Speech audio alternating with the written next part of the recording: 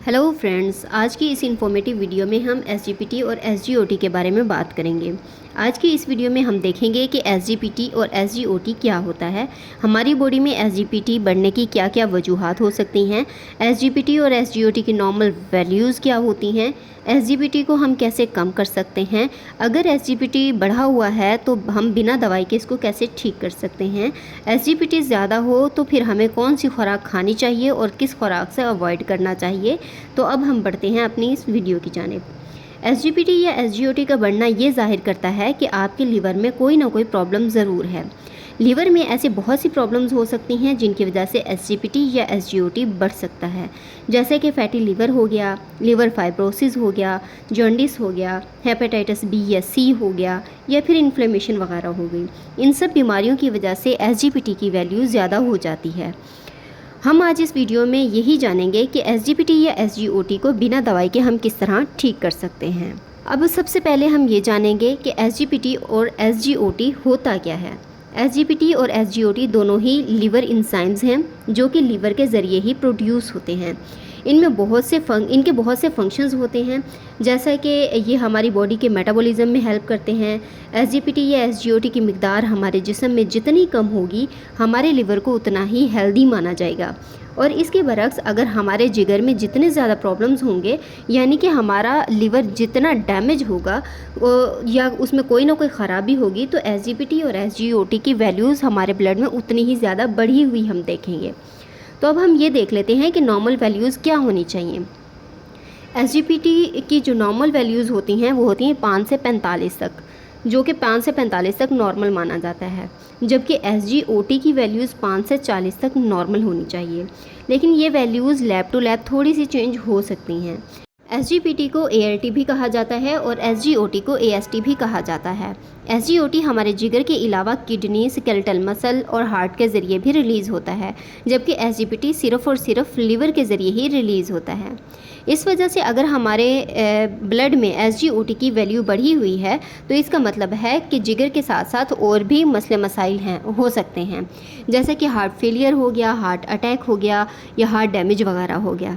इसके अलावा हार्ट जो स्केलेटल मसल होते हैं उसमें भी डैमेज हो सकता है। इन सब की वजह से एसजीओटी की नॉर्मल वैल्यू ब्लड में बढ़ सकती है। और अगर एसजीपीटी और एसजीओटी दोनों की नॉर्मल वैल्यूज़ जो हैं वो बढ़ी हुई हैं तो फिर इसका मतलब ये है कि आपके जिगर में कोई ना कोई दिक्कत ज़रूर है। अब हम ये जान लेते हैं कि एसजीपीटी और एसजीओटी के बढ़ने की क्या क्या वजूहात होती हैं। तो इस तरह अगर आप किसी भी बीमारी के होने की वजूहात या वजह को जान लेते हैं और अगर आप उस वजह को कंट्रोल करते हैं तो वो बीमारी अपने आप ही ठीक हो जाती है। तो चलिए पहले हम वजूहात को जान लेते हैं। सबसे पहले जो मेन रीज़न होती है वो होती है फैटी लीवर, यानी कि हमारे जिगर में एक्स्ट्रा फैट जमा होना शुरू हो जाता है। तो इस वजह से हमारे लीवर के जो नॉर्मल टिश्यूज़ होते हैं वो फैट से रिप्लेस होना शुरू हो जाते हैं, यानी कि वहाँ पर फैट आ जाती है, जिसकी वजह से हमारे लीवर के टिश्यूज़ डैमेज होना शुरू हो जाते हैं, जिसकी वजह से एसजीपीटी और एसजीओटी ज़्यादा क्वांटिटी में ब्लड में रिलीज़ होना शुरू हो जाता है। इस तरह एसजीपीटी और एसजीओटी ज़्यादा होने की मेन वजह लीवर में फ़ैट का जमा होना है। इसके अलावा वायरल हेपेटाइटिस की वजह से भी हमारे लीवर में इन्फ्लेमेशन हो जाती है, यानी कि इन्फेक्शन को हो जाता है, जिसकी वजह से एसजीपीटी या एसजीओटी की वैल्यूज़ जो होती हैं वो बढ़ जाती हैं। इसके अलावा अगर कोई भी मेडिसिन का इस्तेमाल कर रहे हैं या फिर आपका कोलेस्ट्रॉल या टीजी यानी कि ट्राइग्लिसराइड बढ़ा हुआ है तो इस सूरत में भी फैटी लीवर हो जाता है। इसके अलावा मोटापा या डायबिटीज़ हो या फिर इंसुलिन रेजिस्टेंस की वजह से भी या फिर इसके अलावा हाइपरटेंशन की वजह से भी इसकी वैल्यूज़ बढ़ सकती हैं। तो इन सब वजूहात की वजह से एसजीपीटी और एसजीओटी की मिकदार बढ़ जाती है। तो यानी कि अगर आप अपनी इन वजूहात को कंट्रोल करेंगे तो ये एसजीपीटी या एसजीओटी की वैल्यूज़ जो हैं वो आप कम कर सकते हैं। अब हम ये जान लेते हैं कि एसजीपीटी और एसजीओटी की वैल्यूज़ को कम कैसे करें। जैसा कि मैं पहले भी एसजीपीटी और एसजीओटी के बढ़ने की रीज़न्स को जान चुके हैं, तो अगर आप इनको कंट्रोल करेंगे तो आपके एसजीपीटी और एसजीओटी की वैल्यूज़ कम कर सकते हैं। मैंने ये बताया था कि एसजीपीटी और एसजीओटी फैटी लीवर की वजह से बढ़ते हैं। अगर आपके इस फैट को जमा होने से रोक लेते हैं तो एसजीपीटी और एसजीओटी की वैल्यूज़ जो होती हैं वो अपने आप कम होना शुरू हो जाती हैं।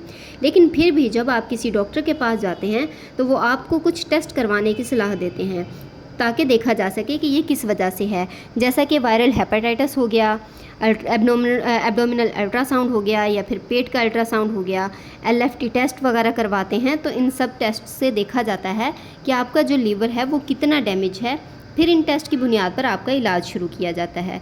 लेकिन हम इस वीडियो में ये देखेंगे कि हम बिना मेडिसिन के किस तरह इस फैटी लीवर को कम कर सकते हैं। तो सबसे पहले इसके लिए आपको 25 से 30 मिनट तक रोज़ाना की बेस पर एक्सरसाइज करना होगी। और एक्सरसाइज आप इस तरह से करेंगे कि आपको पसीना आए, हार्ट बीट तेज़ हो जाए। तो इसी तरह आप रोज़ाना 25 से 30 मिनट तक एक्सरसाइज करना होगी। इसमें आप रनिंग भी कर सकते हैं, जॉगिंग भी कर सकते हैं। खाने में आपको 15 से 20% कैलोरीज़ जो होती हैं वो कम लेनी होंगी, यानी कि आप डेली में जितना खाना खाते हैं आपको उसमें से थोड़ा सा कम खाना खाना होगा।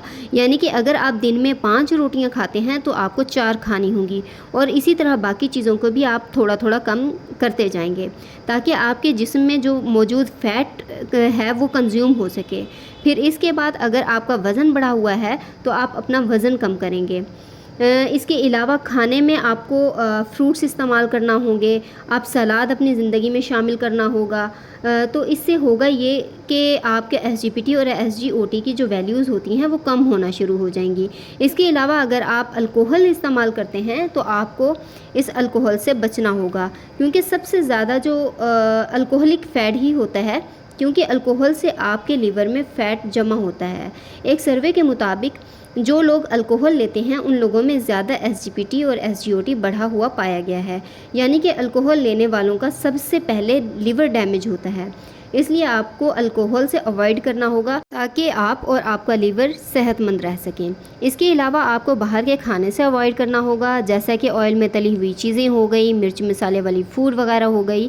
इसके अलावा फ़ास्ट फूड नहीं खाएंगे, जैसा कि बर्गर वगैरह हो गए, पिज़्ज़ा हो गया।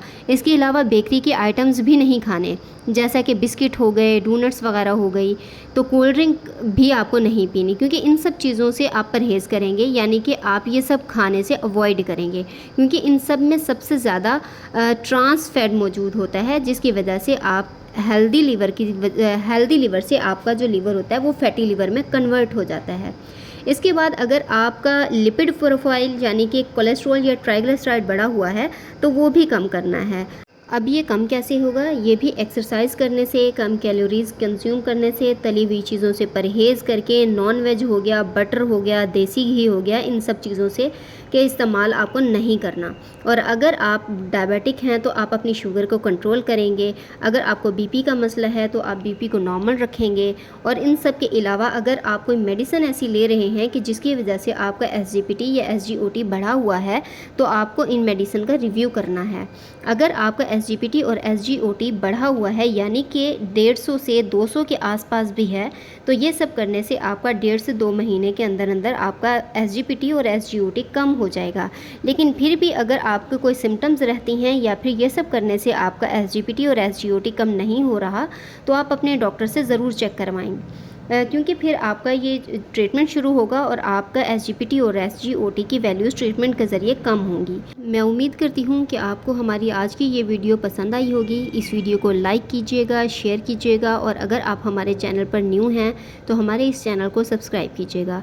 मिलते हैं हमारी अगली वीडियो में। Thanks for watching.